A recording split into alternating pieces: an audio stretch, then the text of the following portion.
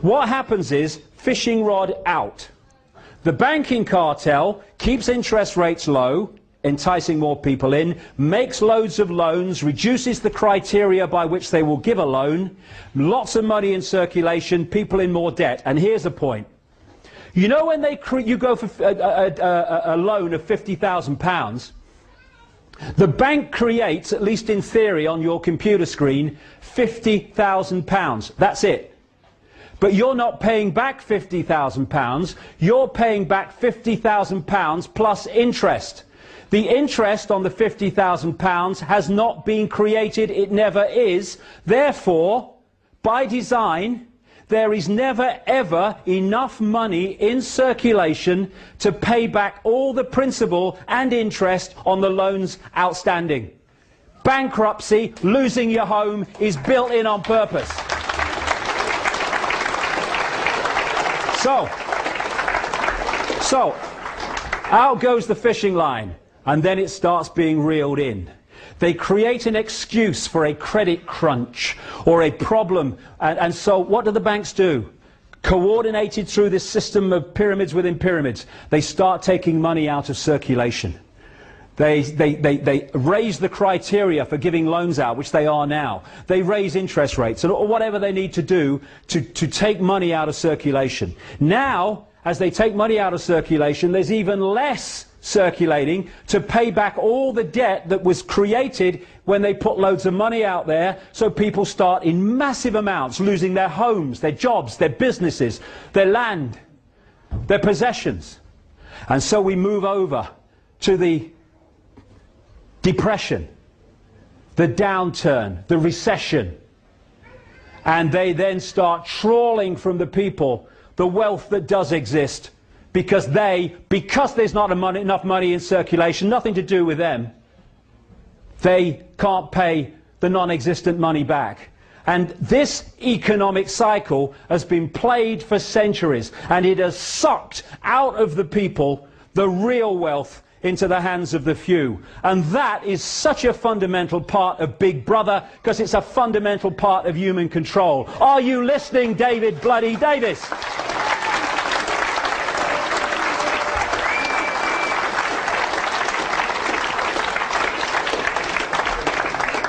I'm sorry if I'm going on, but you come so far. I want to give you everything I can today, because all these things connect and we need to know about them. If you want a world government which controls everyone on the planet, what do you need more than anything else? You need laws that everyone on the planet has to obey. You need international law. My goodness me, all the time. International law. Good evening. International law. Here's the news. International law. International law. That is the creation of the laws that the world government is intended to introduce.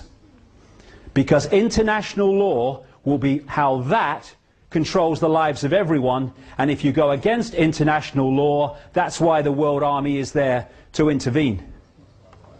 International law. International law. Global warming. The carbon con. This is a cracker. This is a cracker. You won't hear David Davis and Shami Chakramarty talk about this. In fact, you'll hear them talk about the opposite. I talked earlier about this network, and one of that network is called the Club of Rome, set up in 1968. People like Henry Kissinger, by the way, Henry Kissinger, massively part of this over the decades, is involved in all of them. And he's involved in the Club of Rome, and it connects into the Rockefellers and all the people I've been talking about. And its job has been to manipulate the environmental movement. In 1991, its founder, the founder of the Club of Rome, Pecci, was quoted as saying in a Club of Rome document, as saying that when they were looking at how to, in effect, do this manipulation, he said, in searching for a new enemy to unite us, we came up with the idea that pollution, the threat of global warming, water shortages, famine and the like would fit the bill. Here's another member of the Club of Rome.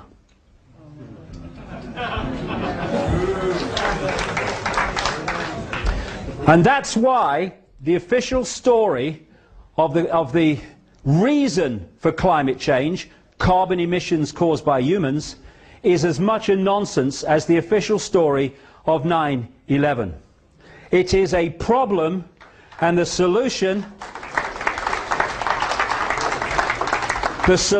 is international law, more and more taxation to save the planet, more and more imposition of the big brother state to save the planet. Now, I'm not saying that pollution's a good thing. Not saying that. But if we're going to get streetwise, we need to understand that it's not causing climate change.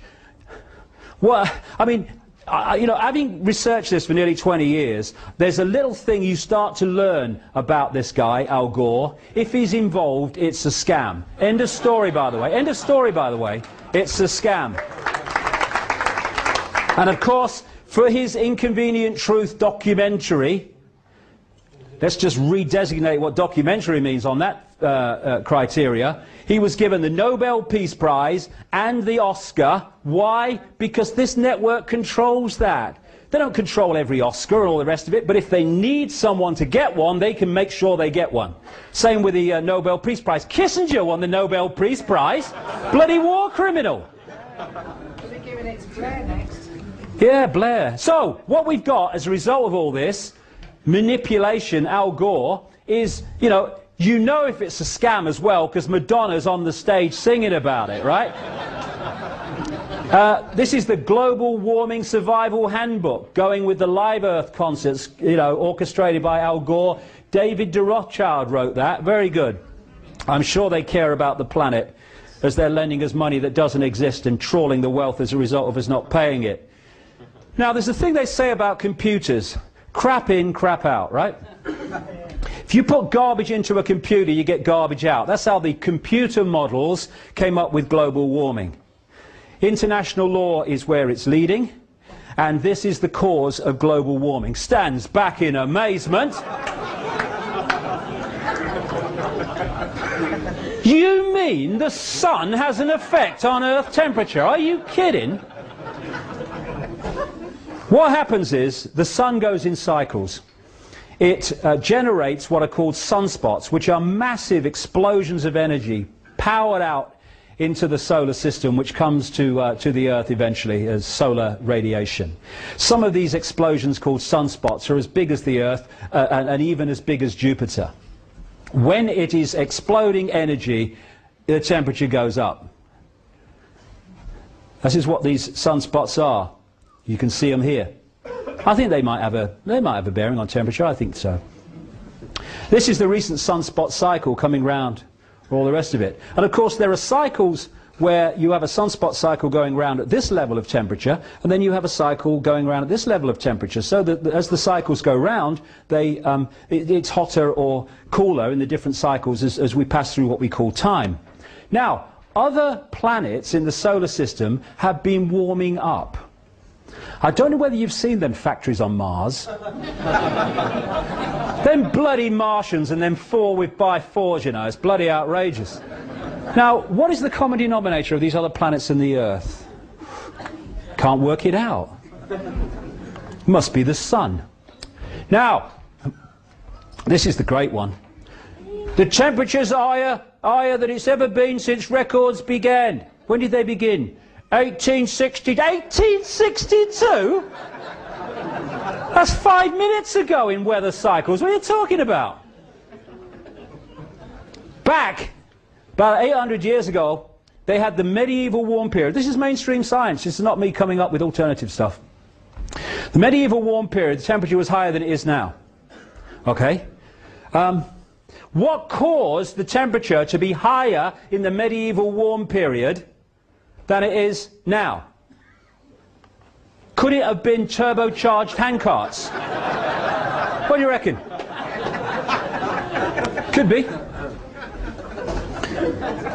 Flatulent horses, maybe. I can just see a medieval weather forecaster arriving in the village. Dobbin's got the wind, I think we're in for hot summer.